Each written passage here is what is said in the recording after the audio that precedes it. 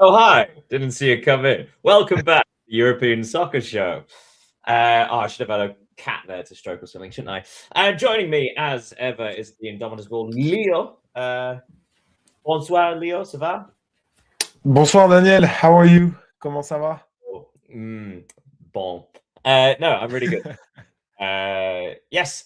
So before we carry on with the show, I just thought maybe you'd like to tell people that you will be covering AFCON because you currently broadcast a show covering African football from Paris. Is that correct? Yeah, is it on an African channel displayed in France and in all French-speaking countries in Africa? So if you're speaking French and want to join us on Télé Sud. Or generally, if you want to know things about AFCON in the upcoming tournament, the Africa Cup of Nations, feel free to follow Leo on his social medias, which are just down there underneath his name. I have not attached mine because I despise social media. But let's speaking of which, I should probably change that. Let's look at some of the weekend's action, starting off as ever with the Premier League. And it was a bit of a conflict of quality over intensity in a lot of cases. So on Saturday, we had the unusual situation where Chelsea actually won, and yet the manager was very unhappy. So Chelsea beating Everton 2-0 before a quite unpredictable press conference from Enzo Maresca, saying he felt the last 48 hours he was not supported, the worst it's been since he's been there. But there was a goal for Cole Palmer, first one in 3 months as he came back from injury. Liverpool, they won again. Things are fine again for them, beating Brighton 2-0, a couple of goals from Hugo Ekitike. Burnley, their woes continue. That's 7 losses in a row in the Premier League. They lost at home 3-2 against Fulham. Another goal for Harry Wilson for Fulham there. And Arsenal, well, they played Wolves, and Wolves, well, they scored 3 goals. Unfortunately, 2 of them were in the wrong net. So Arsenal won 2-1 with all goals coming from Wolves players. Then on Sunday, Manchester City somehow defeated Crystal Palace 3-0 at Palace, despite the fact Palace had more of an XG. Nottingham Forest obviously beat Spurs 3-0. That was more evident, with Spurs barely registering on the XG. In the Tyne Weir derby, the first one in the league for, 13 years, something like that. And Sunderland won 1-0. And it was another own goal. Oh, that was not a good game. But again, intense. Quite fun, if you weren't me. West Ham United led twice against Aston Villa, yet somehow lost 3-2 to an absolute corker with Morgan Rogers' finish. And Brentford won, Leeds United won. Dominic Calvert-Lewin scoring his 4th goal in as many matches. There's a match tonight, which is Manchester United against Bournemouth, but obviously that's a little bit later. So let's start by going back to Saturday. Have a couple of conversations. So Arsenal 2, Wolverhampton Wanderers 1. As I mentioned, first of all, this was not a good game, was it? No, it wasn't. And I think it's the kind of game which perfectly illustrate the dynamics of both teams, because it was a difficult victory for Arsenal with a late goal from it was an own goal, but Gabriel Jesus was on the move on the play, and it was a really important win for us, Arsenal, in the title race. Especially given that they have left some points these past weeks. So they needed this win against the almighty Wolves. Sorry, Wolves. Yeah. No. I mean, someone pointed out they could have added 50% total of all the points they won thus far had they earned a draw right at the death. Basically, nothing happened in this match until the 70th minute, where Bukayo Saka corner hit the post and rebounded off the goalkeeper's head, Sam Johnston, for his own goal. And then somehow, despite the fact Arsenal completely dominated without really doing much, somehow Wolves actually came back into it and scored a legitimate goal, a goal of their own through, what is his name? Arakadare. Brilliant header, directing it from short range. And then Mosquera, not Arsenal's Mosquera, Wolverhampton Wanderers Mosquera, also had an own goal in the 4th minute of stoppage time. As bad and as stodgy as Arsenal were, for once, we do have to give Wolves credit, because actually they looked incredibly organised, which is something they've not looked for a long time. Yeah, that was what I was going to ask you. Do you think it can be considered as an encouraging loss for Wolves, given There's this, over it here. given the game we have Yeah. against Arsenal. Well, I think it's just this. It's one of these contexts where a team like Wolves are probably better suited to sitting very, very deep and being very frustrating. But the problem is they would have to do that against every team, and if they play every single team, that's 19 matches, and they'll draw maybe 10, 12 of them. How many are they going to win? Is the issue. Like playing that way will never be enough to win matches. And will they win a game? Yes, well, I predicted. Yeah. We'll come on to this a bit later, but I guess for those interesting, Lee and I had a discussion a couple of weeks ago. I made a prediction that Wolves will win at Anfield. Like, why not? Liverpool are going through a strange phase, and it seems a bit right that Wolves just out of nowhere be like, yes, we'll win this one. But anyway, back to reality outside of my funny little head. It was an interesting weekend because the three teams currently in the top three of the Premier League all were very lucky in their victories. So Arsenal very fortunate in their victory. Manchester City winning 3-0 at Crystal Palace. Yes, it seems an easy scoreline. But as I said, Crystal Palace outperformed them in regards to XG. And in fact, Manchester City scored 3 goals from an XG of 1.21. So actually, they were incredibly clinical. But they're quite fortunate that Palace didn't take their chances. Yeah, and I think that the result, the 3-0, doesn't really illustrate the game, because during the first half, I think Crystal Palace could have scored, or at least put Manchester City more in danger than they did. And then I felt that when they conceded the first goal from Haaland, once again, they fell apart, because I don't know. I felt during the second half that it was easier for Manchester City. Yeah. Maybe because they played at the Santiago Bernabeu in the Champions League, so maybe the legs were. It was difficult on a physical aspect, and I felt it was better during the second half. And we can note that Ryan Cherki once again provided an assist. He's now he's now leading the top assist table with Bruno Fernandes, who will be playing tonight. So that's great for him, especially since he have missed 2 months of competition. It's quite interesting as well, because Manchester City being only 2 points behind Arsenal, but it does feel like they've been quite fortunate in a lot of their recent results domestically, as opposed to in Europe. So, for example, the 5-4 victory over Fulham was chaos. The 3-2 win over Leeds United, chaos. Whereas this one felt important that they scored the first goal, because actually they, as you described, like they were actually able to control it. As opposed to what's usually happened, which is they sort of let it slip a little bit. But speaking of the third team, Aston Villa coming behind twice to win 3-2 at West Ham United. West Ham actually scored in the first minute. I think this has been registered as the fastest goal of the season, which we've had quite a few in the last couple of weeks in the first minute. Mateus Fernandes scoring for West Ham after an error from Ezri Konsa. But then Mavropanos scored an own goal. Jared Bowen retook the lead before half-time, 2-1, and then 2 Morgan Rogers goals, but the second of which was absolutely sublime. Morgan Rogers seems to be one of Aston Villa's big game players, but it seems that Aston Villa actually have quite a few of those kind of players, the type that sort of stand up and take the game by the scruff of the neck. They do seem to have quite a few of them. Yeah, and I think they are an extremely complete team, Aston Villa. We recall last week that they hadn't scored till first 5 matches. Something like that. And now they have won 9 consecutive games in all competitions, losing to Liverpool, if I'm not wrong. Yeah, that's the one. Yeah, and when you look at the table, it's sensational to see that they are only 3 points behind Arsenal and 1 behind Manchester City. I don't think anyone could have expected that.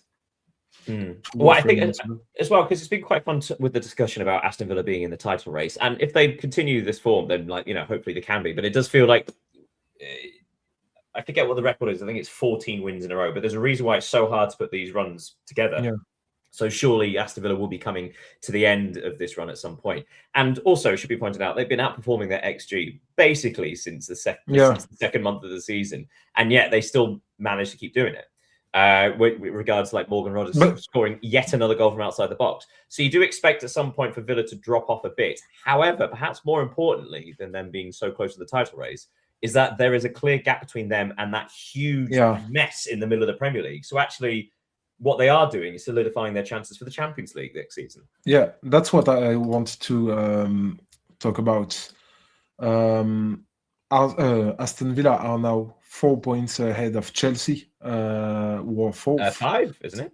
5. Okay, so 5. So it's important. And if you look at their result since the start to the season, they beat both Manchester City and Arsenal. So interesting to see that they can compete in those big possible title games. But also the teams that can actually have a choice, have an impact on who does win the title, even if they don't win themselves. A word on Sunderland, who are currently 7th on 26 points after beating Newcastle in the Tyne-Wear derby. Again, not a great match, but what it was actually a lot of fun because it felt like one of those old-fashioned derbies that was more physical and noisy than actually any quality. And just a moment of freak luck won it for Sunderland in the end. Do you feel it was deserved, or it was just one of those where it just basically was a flip of a coin to see what would happen? I got one question for you. Did you really expect more from that kind of game? No, absolutely not. But also, it has been such a long time since anyone really experienced it. But the other being, of course, again, for those who don't know, I'm a Newcastle United fan. I think the most disappointing thing was just that it seemed like Newcastle were just bad. It doesn't seem to make much tactical sense. It didn't make sense in regards to how few tackles they won and how many 50-50s they lost, that kind of thing. So it didn't. It personally be I'm not sure Sunderland deserved to win it, but perhaps Newcastle deserved to lose it, if that makes sense. They certainly didn't do enough to win at all. But to be honest, Newcastle scored an exceptional goal. They did. Another beautiful header by Altamar. Again, the wrong direction. I don't understand how it is possible because the way he puts his body was suicidal for a striker of his class. Moving swiftly on though, before we clock off from the Premier League, looking at the bottom of the table, obviously Wolves are there. Hi Wolves, all the way down there. But word on Burnley, because we've spoken about this recently. That's now 7 losses in a row in the Premier League. There is now 6 points between them and Leeds United in 17th. So that's 6 points from safety. It does feel like Burnley, if they're thinking short term about trying to stay in the league, it does feel like they're going to make a change soon because there's not much evidence of them changing the format, is there? Yeah, I think you're right. The only thing for them is that there are 6 points behind Leeds, who are the first team who are guaranteed to stay in the Premier League, and only 3 behind West Ham. But I think they need change because I see West Ham having a better side than Burnley. We will need to see how Leeds. If Leeds will continue their streak. You've mentioned Dominic Calvert-Lewin. He's been really great this past 4 weeks after having a difficult year, both at Everton and now at Leeds United. And his goals are proving very important for Leeds United. So, well, since you bring up Leeds. Big up Leeds. I live in Leeds. Since you mentioned them, it's actually probably important because it wasn't so long ago we were talking about Daniel Farke. Well, we were actually having a conversation about who would it be first, Farke or Parker. Hey, that rhymes. And at the time, I think Leeds had lost 4 matches in a row, and they just lost 3-2 to Man City, which was a brilliant performance and actually showed a bit of grit and determination. But there seems to be something from that game, because since then they got 4 points against Chelsea and Liverpool. There's another draw here against Brentford, and only Chelsea and Manchester City have got points from the G-Tech Community Stadium this season. So it does seem that actually Leeds have turned a corner, and it seems to be Farke found a tactical system that worked better, and he's gone with it. Whereas this is the thing with Burnley. Burnley don't seem to have found, and specifically Parker hasn't seemed to have found any solutions yet. Yeah, I think it's difficult to adapt to the Premier League, and this is the Premier League is a league that in which you don't have time to improve your teams generally. If you don't have a result, the sentences are clear. Scott Parker, I think he's a good manager. He did a really great season last season with Burnley in the Championship, but maybe the Premier League is too high for him. Well, we see it across the continent, don't we? Yeah. There are managers in Spain and Italy that specialize in getting teams promoted from the second division, or specialize in keeping teams in the top division, as opposed to be able to progress any further. We have our own in France too. Yeah, the ones, they're everywhere. Yeah, the ones when when a coach is sacked, that this list of potential replacement, there will be this name, this name, this name. yeah, absolutely. Sorry, I just thought something to talk about later. Yeah, so also probably we should move on, but a quick mention that Bournemouth played tonight, but only a few weeks ago they were in the European conversation, obviously part of that mass in the middle where just a couple of victories move you. Bournemouth are currently 15th. So talk about later. So Leeds United are 3 points ahead of West Ham, but only 4 points behind Bournemouth and Brentford and Fulham. Interesting. So yeah, let's park the Premier League there. Probably talked a bit too much about it. So let's move on to La Liga. So huge match on Friday where Real Sociedad lost at home 2-1 to relegation battling Girona. Girona came from behind actually to win 2-1 at Sociedad. 2 goals for Tiskanov, which meant that Girona. Oh, actually, I'll move on to the table later. But yeah, brilliant from Girona there. On Saturday, Atletico Madrid beat Valencia 2-1 to worsen Valencia's own relegation worries.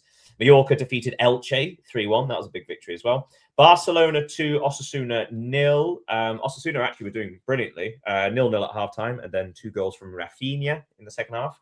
And then another victory for Espanyol, this time at Getafe, winning 1-0 there. And on Sunday, huge victory, Sevilla winning 4-0. Celta Vigo beat Athletic Club 2-0 as well. Rare victory for Real Madrid. Who would have thought? 2-1 at Alaves. It was 1-1 until the last 20-odd minutes where Rodrigo scored. That's a nice thing for him. His second goal in a week. The Levante-Villarreal game was postponed due to severe weather warning, and Rayo Vallecano-Real Betis play tonight. So probably a quick look at Real Madrid and the big hitters. So Real Madrid beating Alaves, 2-1 goal for Mbappe, for Rodrigo again, as I mentioned. It felt like they barely did enough, but at least they did enough this time, because in recent weeks they haven't. Yeah, as you said, they are finally returned to winning ways. It was important for them, as it was for Xabi Alonso after another defeat in the Champions League against Manchester City. But to be honest, it was another difficult game for Real Madrid. Alaves played well, and Real Madrid didn't. But when you got Kylian Mbappe in your squad, we have said it numerous times in the past. Of course, it's an advantage. Yesterday, he scored his 70th goal for Real Madrid. So it's impressive, given that he's only been there for 1.5 years now. It says a lot about his importance in the squad, and I don't think people saying that he is the problem in the team are right, because how can he be a problem when he is the sole cure to this collective one? So exceptional from Mbappe, and it's good also for France in a year of a World Cup. Oh God, France's squad is disgusting. Okay, then looking at Barcelona beating another very similar to Real Madrid, actually playing a team much further down the table than them. Although that's doing Alaves a bit of disservice. So Barcelona is struggling to a victory over Osasuna 2-0. Yeah, Hansi Flick spoke recently because obviously he reinstated Rafinha into the starting lineup in the last couple of weeks over Marcus Rashford, who obviously is having a terrific season. And he was asked about that, and he sort of stated that Marcus has shown the perfect mentality, because he's committed to actually trying to get back into the side, but also hasn't questioned the fact that Rafinha is back in the side, because obviously Rafinha had one of the best seasons any player's ever had last year. So, it's almost like he didn't complain despite the fact he's played so well. So it does feel like Rafinha has historically earned the right to be there, although I don't want Mohamed Salah to get any ideas. Of course, and Rafinha also has for him to be one of the captains of Barcelona, so his place is deserved, and he shows on the pitch that he deserves to be on it. I remember his substitution against Chelsea. He was one of the only Barcelona players to be really good. Then they played at home against I forgot their opponent last week. He also was decisive. He also proved decisive. This weekend he scored a brace. So he's, I will not say the spirit of Barcelona, because I think Barcelona is an entity that has a spirit in itself, but he's the one that incarnates what Flick wants from his team, and is invaluable for him. Quick word on just let's look at the table first. So Barcelona are currently top on 43, Real Madrid second on 39, Villarreal are still third on 35, despite the fact they actually have 2 games in hand. Because their match against Levante was postponed. I was going to say, like, Villarreal, it's almost a shame, because they seem to be struggling in Europe in the midweek matches, but seem to excel in the league itself, in La Liga. So I suppose the worry is if they have too many matches to catch up on, that's a lot more midweek games they have to play, which, considering they don't have the biggest squad, seems slightly it's a disadvantage, I think. But then again, they also signed up to go to Miami, so they've only got themselves to blame. Atletico are 4th, 1 point behind them. But then in 5th place, your friends and mine, Espanyol. Espanyol are currently 6 points ahead of Real Betis in 6th place, although they do have a game in hand. Espanyol, let's have a quick word on them, because originally one of the stories of the season in La Liga has been Elche and the style of football they play and how impressive they've been. But Espanyol seem to have come from nowhere, and unlike Elche, actually seem to have consistency to challenge for Europe. Yeah, and I don't think anybody expected Espanyol Barcelona to be that high in the league, because they haven't been like a really first team in the tables this past few years. They played in the second division, and they are doing a terrific job this season. They haven't played against all of the biggest opponents. I know that they will play, their next game is against Athletic Club, and then they will play Barcelona. I think the Atletico game will follow soon. So they will have to play against these big teams, and it will permit them, sorry, to see if they can have ambition, European ambition at the end of the season. But you have to praise what they have done so far. They are on a run of 4 consecutive wins, which is impressive. They have beaten Celta and Sevilla, who are 2 powerhouses this season. So yeah, interesting. And they will not play in the Copa del Rey because they have been eliminated, so it can be an advantage. Fair point. A look at the bottom, Levante, game in hand, they are bottom on 9 points behind Oviedo on 10. But more interestingly, there is this now real scrap, because I mentioned it before, Girona getting that win at Real Sociedad. Not only is that huge for Girona, but it's huge for Sociedad. So Girona are 18th on 15, level on points with Valencia, level on points with Osasuna, and 1 point behind Sociedad. So it felt like, so at one point about 3-4 weeks ago, it felt like Real Sociedad actually had turned a bit of a corner. They found some form, managed to pull away from the relegation zone, but they've been pulled. As soon as they think come out, they're pulling me back in. But yeah, they really have. They are still in trouble, as are Valencia. Yeah, as you said, they got some good results in October and maybe until mid-November, but now they seem to falling back into what they have done on the early season. They have now lost 3 games in a row, including the problem is that they lost against Alaves and Girona, who are 2 teams they will compete with in order to stay in La Liga. So if they can't achieve to win those games, it will be even more complicated to win against Barcelona, Atletico, Real Madrid, and even Espanyol, Athletic Club. So they absolutely need to win these ones. And yeah, in January, they will face Atletico, Barcelona, and Athletic Club. So it's kind of worrying, the state of form. Well, let's bid adios to La Liga and say buonasera to Serie A.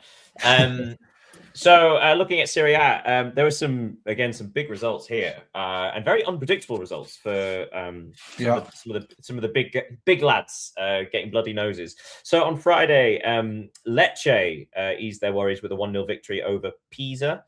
On Saturday, what a victory for Torino! Just a little breath of relief for Torino. They're beating Cremonese 1-0. And then one of the 2 most bizarre matches in the entire weekend. More on that later in Ligue 1. Little teaser there. Parma lost at home 1-0 to Lazio, despite the fact Lazio were down to 9 men when they scored. Actually, I'll give you the details. Zaccagni was sent off at the end of the first half, so about the 42nd minute, so down to 10 men. And then Basic was sent off with about 15 minutes left to play, so down to 9 men. And then, for the sake of it, Noslin scored with about 8 minutes to play. So why not? Beating Parma with 9 men. It's quite impressive, really. Atalanta, the rebuild starts now. They beat Cagliari 2-1. A couple of goals for Scamacca.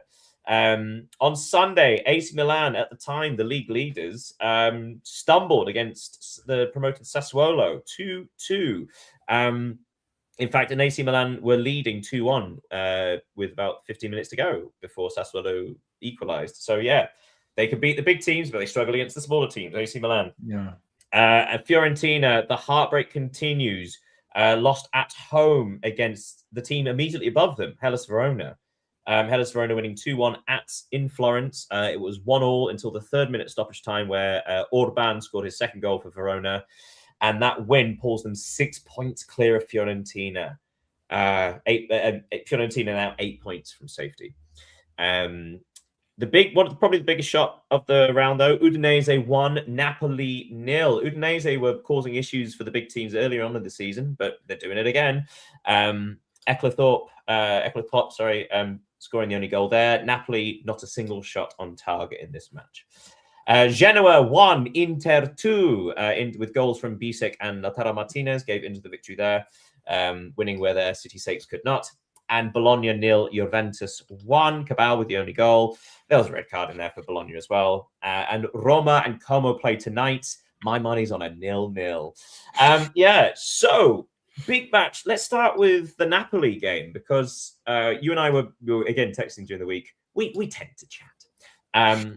And questioning why Antonio Conte's sides across the board have been awful in Europe for all of his sides, all of his league winners. They've always been terrible in Europe. And we've always talked about sort of perhaps it's the not wanting to rotate and things. But now it's kind of leaking into the league form a little bit because in the last sort of 3 weeks there have been a couple of really disappointing results, and this is a poor one. Not a single shot on target against Udinese. Yeah. Napoli are just unbeatable when they play at the Maradona, but have much more room for improvements when they are away from home. They have already lost 4 games, which is obviously too much for a title contender. And it has been for them. It has been a tough week because you've mentioned Conte's squad sides in Europe. They have lost to Benfica midweek. They are not first in the league when they were 3 weeks ago. Of course, they are just trailing 2 points behind Inter and 1 behind Milan, but it's another defeat. And all just to say that all the defeat this season have come when they played away from home. So this is really what they need to fix in 2026. We should probably remind people that they are suffering quite a big injury crisis as well. So inevitably, with again talk about lack of rotation, inevitably there's going to be a bit of tiredness there. Inter doing Inter things against a sort of like a fairly easy 2-1 victory at Genoa, and they leap over AC Milan to the top of the table. Whereas Napoli seem to struggle from the midweek action, but again injuries taken into consideration. Inter seem to just continue sort of consistently across the board. Yeah, they are. They have win the most games in the Serie A this season. We noticed their incredible attacking depth last week, and it has been confirmed again this weekend with this win. Strange question. Assuming everybody's fit, who has the strongest squad? Would you say Inter or Napoli? Because Napoli had a wonderful summer of transfer recruitment. Yeah, I would tend to say Napoli, but maybe Inter are more experienced. Like they are playing together since maybe a long since time 1954, ago. Considering yeah, no, but especially the big names in the squad. When you have, for example, on your attacking line, Marcus Thuram and Inigo Lautaro Martinez for now 2, 3, 4 seasons, it obviously help to score games in the fact that they understand each other on the pitch, and they have also Mkhitaryan, who has been here for I don't know how long, Nicolo Barella. The only problem I see in this Inter squad is the defense. I think they will need to buy a player, a central defender during the Mercato, because Acerbi is getting old, and the other defenders they got, I think they are not the ones you can really win a title with without an experienced or top class player, except from, of course, Bastoni, who is maybe. And to be fair, Dimarco is one of the more sort of sought after left fullbacks, wing backs. Yeah, but once again, we have to say that Chivu has done a terrific job at Inter, because it was really difficult to succeed Inzaghi, given his light experience on a bench, on a bench like Inter, especially. So praise to him. And strange thing to say, actually, bravo. but I suppose looking back at it, because obviously Inzaghi played such an interesting brand of football at Inter, and Inter obviously got to 2 Champions League finals across 3 seasons. But we think you look back over the last 3-4 years, and you do wonder, should Inter actually won more, because they only won 1 league title in those 4 seasons, and 2 Champions League finals, which is impressive itself. But also, there wasn't, considering they were definitely the strongest team in Italy across the board. You do think maybe they've missed something? We should probably talk about AC Milan across the Milan threshold. Because they stumbled at home against Sassuolo. And again, this is something we spoke about often. They managed to beat all the teams around them. They've beaten Inter, they've beaten Napoli and Roma, these really impressive victories. And yet they keep dropping points against teams mid-table, lower table. It seems to be a real problem. And it's not as if they can't break these teams down. These aren't 0-0s. They just seem to keep conceding goals. And it's quite sloppy. Yeah, and especially at home, where Milan should win the most points. It's I think it's a deceiving result, especially given if they had won this one, they could have took the lead on the league. So disappointing result to draw against Sassuolo. Sassuolo is a team. We don't really know how to talk about this team. They can play Europe, but are they good enough to do it? We don't really know. But before they got relegated a couple of seasons ago, they were basically every big team's bogey team. They have no right to, and they did play Europe a couple of times, but they have no right to play Europe. It's such a small place. It's a fantastic club, and I think it did break people's hearts when they did get relegated. But it's so great that they're back. So looking at the top of Serie A, Inter are top on 33, AC Milan next on 32, Napoli 31, Roma next on 27, though they do have a game in hand, which they're playing against Como tonight. And then Juventus, which has just started. Yes. Well, like I say, my money's on a 0-0, considering they are the 2 best defenses across the whole of Europe. But yeah, maybe not. Maybe it'd be 3-3. It'd be great. But down the bottom, we always seem to leave on a note for Fiorentina. 8 points from safety, 4 points behind Pisa in 19th place. So even if Fiorentina win their first game of the season, they will stay bottom. Yeah. If they win 2 matches in a row, they will still be in the relegation zone. What else can change? Because they've changed managers. So what else can they do apart from, I don't know, get to the January transfer market and work miracles? But then again, they already invested heavy money this summer. Maybe change again their manager.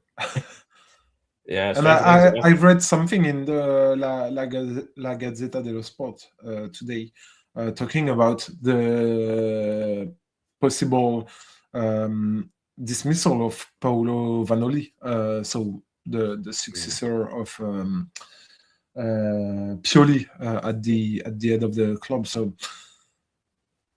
nothing is going right for Fiorentina. Desperate times call for desperate measures, and Florence is filled with desperate people currently.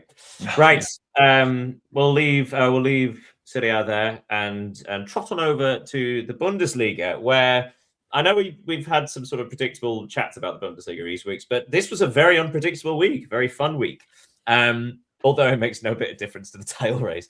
On Friday, RB Leipzig, possibly the most informed side in Europe, lost at Union Berlin 3-1.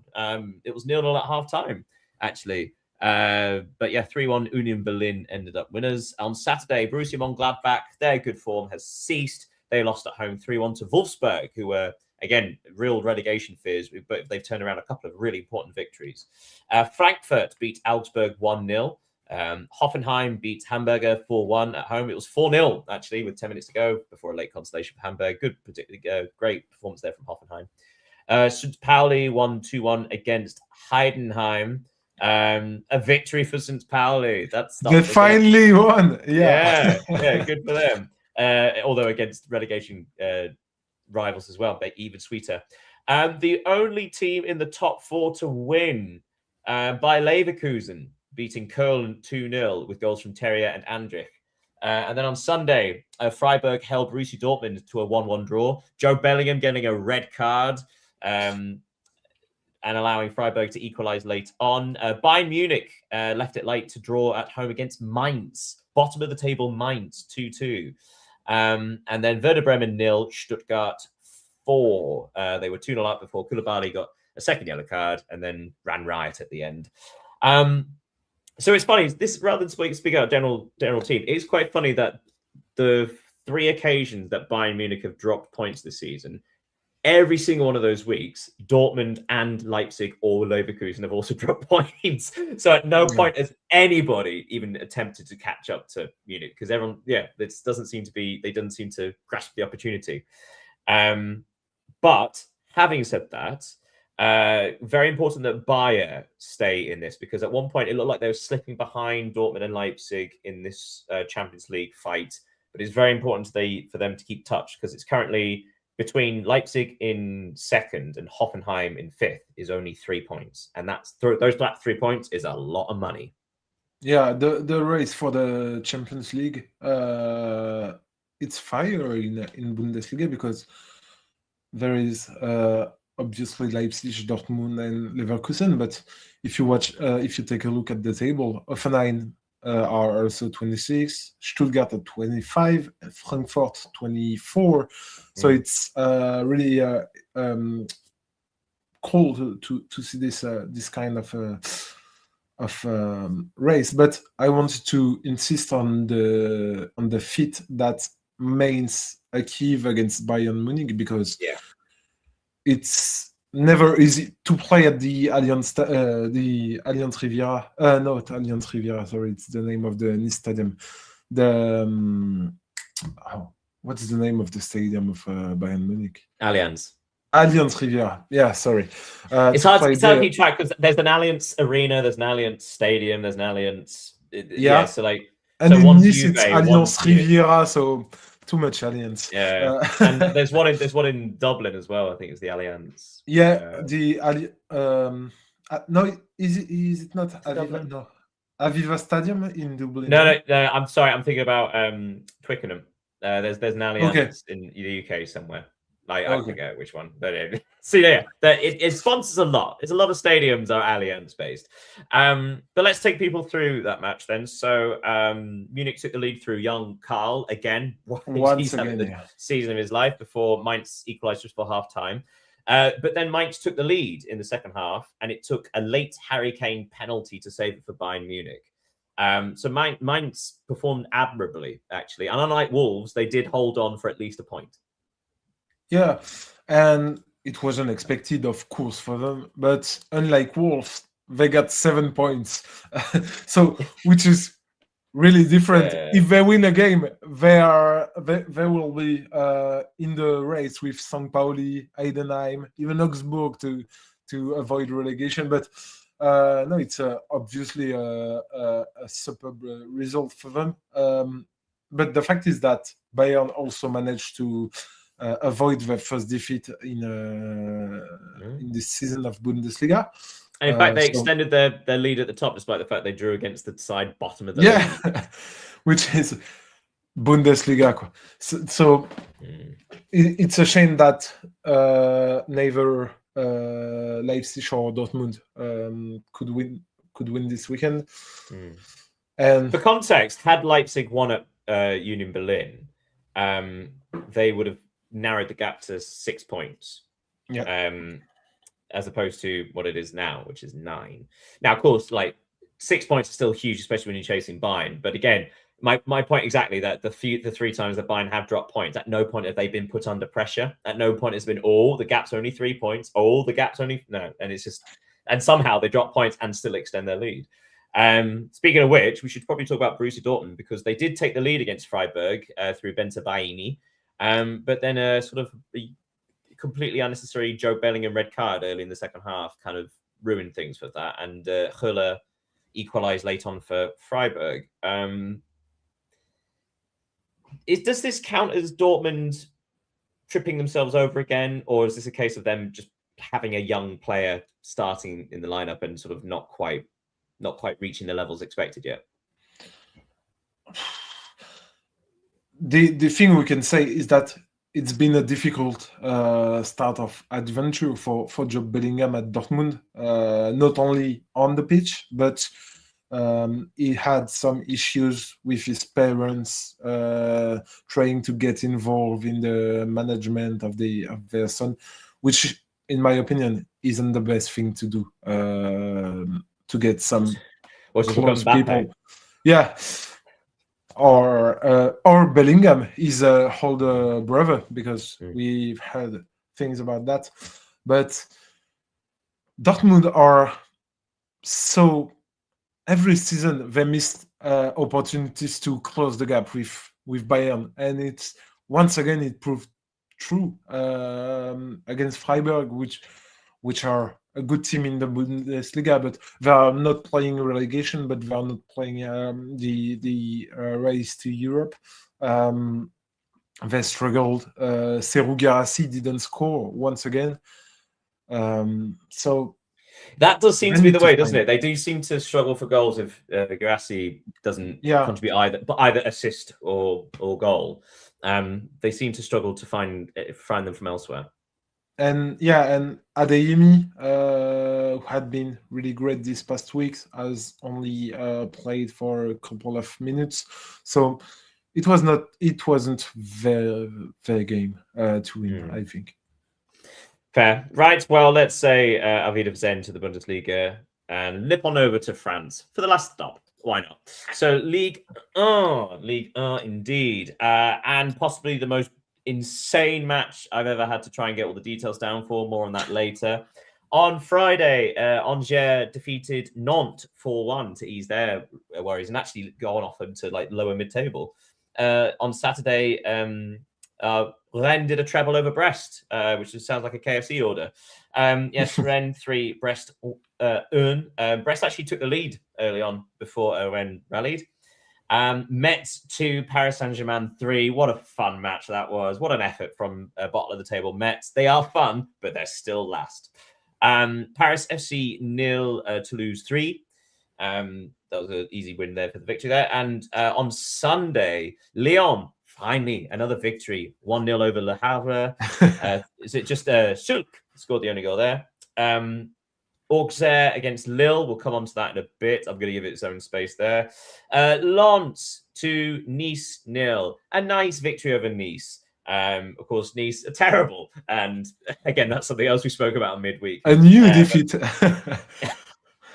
We can make a prediction. But yes, Lens winning a couple of goals there from Edouard. Strasbourg 0, Lorient 0. Happened. And Marseille went back to winning ways with a 1-0 victory over Monaco. Mason Greenwood getting the only goal in that game. So let's start with top of the table. Lens, still top of the table, 1 point ahead of Paris Saint-Germain. And a Nice easy victory today. Yesterday, rather. So it was fairly effortless. It did seem that they could actually almost take their foot off the gas a little bit. With like I said, Edouard's getting a goal either side of half-time. It was nice for Lens not to have to be too intense with this match, considering they are playing the long game. Yeah, they are. And today they are guaranteed to spend the holidays at the top of Ligue 1, because for those who don't know, it's the break in France. So I think Ligue 1 will resume in 3 weeks now. So it's unbelievable for a team like Lens to get in front of PSG. If they win the next game, there will be, that's what we call in France the autumn champion, so the mid-season champion, which hasn't happened for them since the 2001-2002 season. So credit to Pierre Sage, to the whole club for what they have been doing. Nice, they are in a terrible situation. Week after week, they lose games. In Ligue 1, as in Europa League. Their supporters went to the training center 2 weeks ago and assaulted players, being victims of racist insults. So, which is obviously terrible.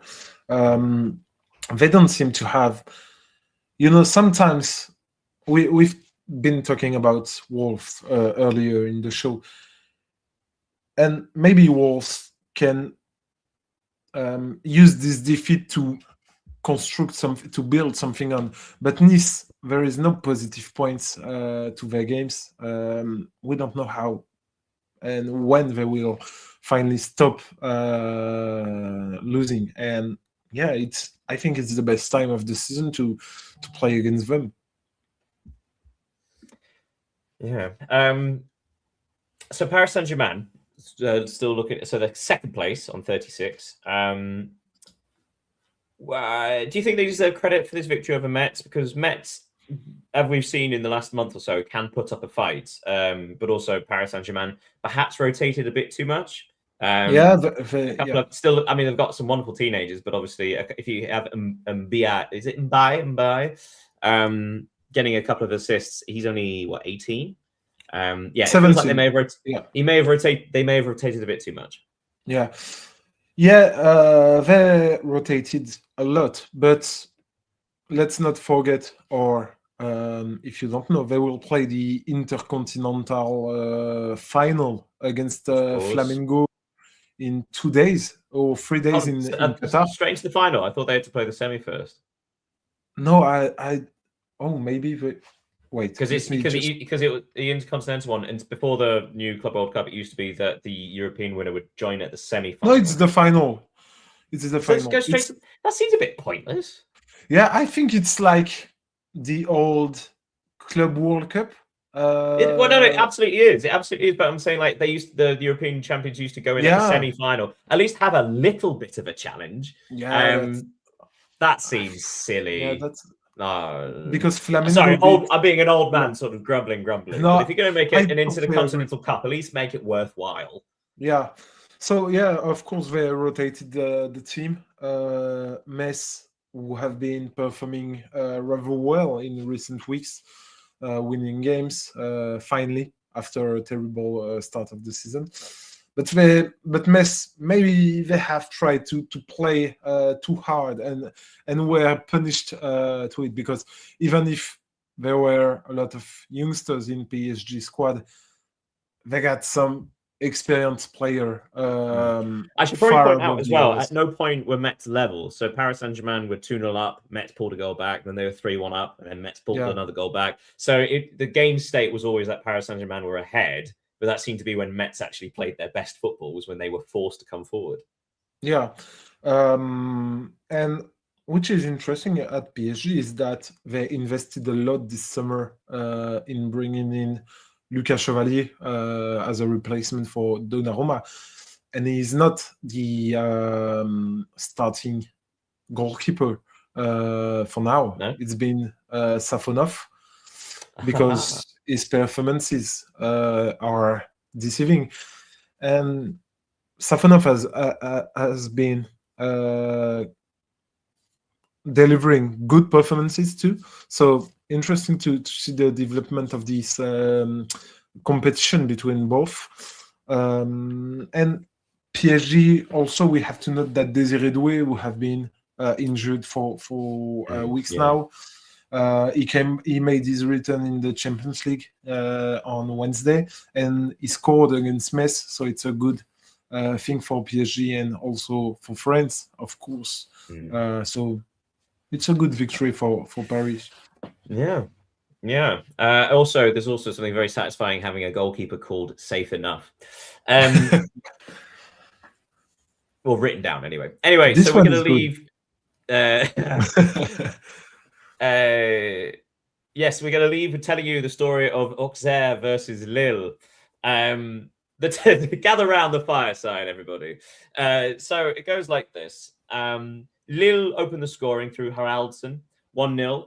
And then just at the end of the first half, Ngoy gets sent off. Okay, so 1-0 up, down to 10 men, and that's half time. Relax, everybody. And then in the 57th minute, Sinayoko equalizes for Auxerre, 1-1. And then Akbar gets a second yellow card and is sent off for Auxerre. Now it's 1-1. Both sides have 10 men. And then Chancel Mbemba scores an own goal 6 minutes later. Auxerre lead 2-1. And then, with 12 minutes to go, Bentaleb equalizes 2-2. Auxerre 2, Lille 2. And then 3 minutes later, Diwan scores for Lille 3-2 to Lille. And then 3 minutes after that, 3 minutes after that, Sinayoko scores an equalizing penalty 3-3. And then 3 minutes after that, Andre scores a fourth goal for Lille. It's now 4-3 for Lille. And then 2 minutes after that, El Ouzazi for Auxerre and Perraud for Lille are both sent off. So both teams are down to 9 men. It's 4-3 to Lille.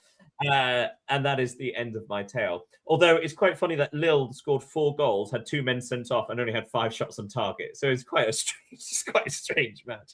So let's leave there. Let's Ligue 1 there. So Lille won 4-3 at Auxerre, which means that at the top of Ligue 1 was Lens, Paris Saint-Germain, 4 points behind Paris Saint-Germain are Marseille after their victory. They are level on points with Lille, who seem to have really built up a head of steam. And there is now a 5-point gap between Lille in 4th and Lyon in 5th, who are level on points with Rennes. And then 4 points behind them are Strasbourg, Toulouse, and Monaco down in 9th place. Right. And that's all the league. I just have something for you. I know you like statistics. Oh, wait.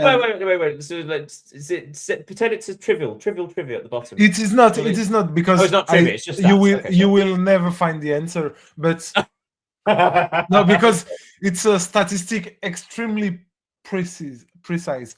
You've talked about the fact that Manchester City scored 3, 4. How many X goals? I think it was 1.21. Okay. Lille scored 4 goals, with only 0.47 X goals. No, Lille. So chaos. 0.1 X goal per goal. So impressive. What the hell was Auxerre's goalkeeper doing? And John, we don't have time. We don't have time to pick that apart. Right. 3 things we may have missed. I would like to talk about Scottish football. Yeah, me too.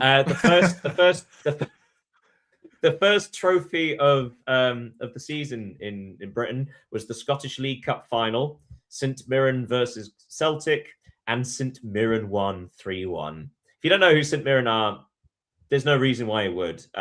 It's a small place. I think it's called Paisley, which is like southwest of Glasgow. But yeah, won the Scottish League Cup, which is enormous. It's their first trophy in 12 years when they beat Celtic in the Scottish League Cup final, and only their 5th trophy ever in 130 years, which is fantastic. But yeah, I thought I mentioned that because there's something beautiful in Scottish football at the moment, because Celtic are pretty bad, Rangers are awful, which means there are other things happening for all these other clubs, which is very, very fun. What would you like to contribute? 3 things we may have missed. And thank you for that, because I can bounce back on it and to say that, of course, Wilfried Nancy has been appointed to the Celtic bench now less than 2 weeks. In the MLS? Yeah, in the for the Columbus Crew. Columbus Crew. Okay. Yeah, and he, following reports, he is already under pressure at Celtic after only 2 weeks. Well, so it does seem a bit mad, doesn't it? Because Martin O'Neill, and for those who don't know, Martin O'Neill is a legendary Celtic manager, but he last managed them about 12 years ago, 13 years ago. He is in his 70s now. But he came in, I think he won every game apart from one. I think it's like 6 wins, 1 draw. He sort of steadied the ship. Celtic have caught up to Hearts in the Premiership table.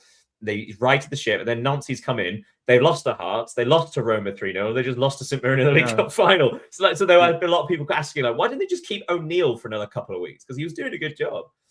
Difficult to say. And it should be noted that Nancy has lost his 3 first game in charge of the hoops. So, of course, it helps. And to finish...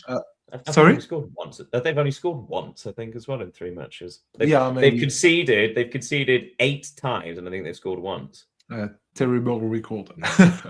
And to finish with the things you may have missed, I wanted to travel to Italy, where Sampdoria, if you followed last summer, their impossible relegation story. Yeah, they were saved from Serie C last summer, and unfortunately, they are having a difficult start of the season. They are currently 19th in the table.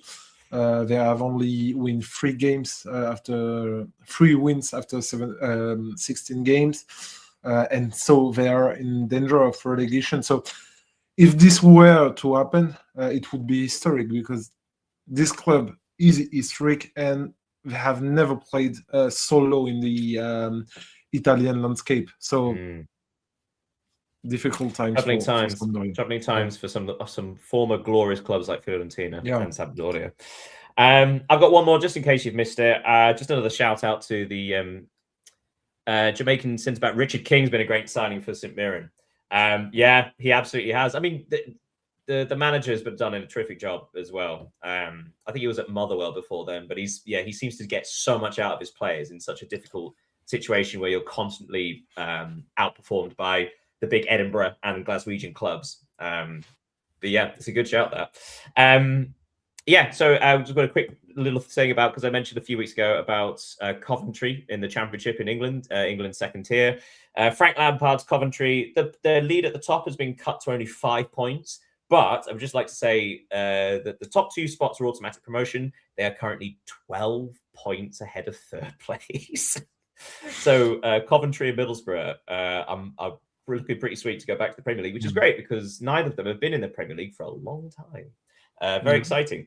Right, and finally, trivial trivia.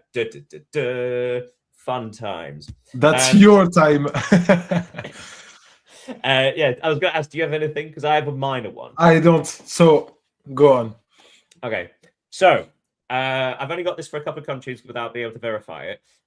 What club? Because obviously AFCON is starting very shortly. Very exciting competition. It's always great fun to watch AFCON. Genuinely, if you love chaos football, watch AFCON. It's fantastic fun. Which European club, top league European club, is going to lose the most players to AFCON? It should be in France. Yes, I insist it should be. Yeah. No. Maybe Lorient. I think they will miss 6 or 7 players. That's a very good shout, sir. Yeah. You are correct. Lorient tied 7 with Marseille. Apparently Marseille are losing 7 as well. Yeah. Metz also will miss some players. Do you know who I have in third place, though? Apparently it's Sunderland. Okay. They're going to lose 6 players. At what point, depending on, because we didn't have all the qualifiers, at one point they were going to lose 9 were shortlisted. But yeah, 6. And Sunderland lose 6, which is ironic because they just beat Newcastle, who aren't losing any. Anyway, so AFCON begins shortly. The Intercontinental Cup happens. Wait, that's a thing. Thank you everybody for joining us once more. It's been great. It's been great fun. Lovely having you all here. We will be back next week. The French league may be taking a break, but we do not. We continue. Yeah, never. And actually, maybe we'll run at a decent time for once. Yeah, thank you so much, Leo, for joining us. Thank you, Daniel. And thank you everybody for watching. It's been lovely. Once again, check out the X/Twitter/ whatever it is. Look, find us on YouTube. Yeah, all of that. I will see you next time. Have a great week, everybody. Thank you. Have a nice evening, Daniel. Au revoir. Adieu. Au revoir.